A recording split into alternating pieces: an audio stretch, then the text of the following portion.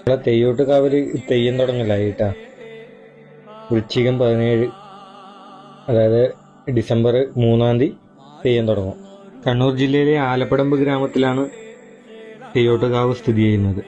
അടുത്ത 1 മാസത്തോളം ഇവിടെ തെയ്യം ഉണ്ടാവും. ആദ്യത്തെ ദിവസം തന്നെ തെയ്യം കാണാന്ന് വെച്ച് കഴിഞ്ഞാൽ നടക്കൂല. തെയ്യം കെട്ടുന്ന മാവിലാൻ സമുദായക്കാർക്ക് മാത്രമേ അന്ന് തെയ്യം കാണാൻ പറ്റുള്ളൂ. വളരെ വ്യത്യസ്തമായിട്ടുള്ള ആചാരമാണ് ഇവിടെ പിന്തുടരുന്നത്. തെയ്യം നടക്കുന്ന കാവിൽ നിന്ന് 2 കിലോമീറ്റർ ദൂരെയാണ് ശരിക്കുള്ള തെയ്യോട്ടുകാവ്. 35 ഏക്കറോളം വരുന്ന കാവില് പള്ളി അറിയോ വിഗ്രഹമൊന്നുമില്ല. കുറെ ഓട്ടുമണികൾ തറപ്പിച്ച് നിർത്തിയിരിക്കും. ഒരു തേക്കൂറ്റി മാത്രമാണ് ദേവാരൂഢം എന്ന നിലയിലുള്ളത്.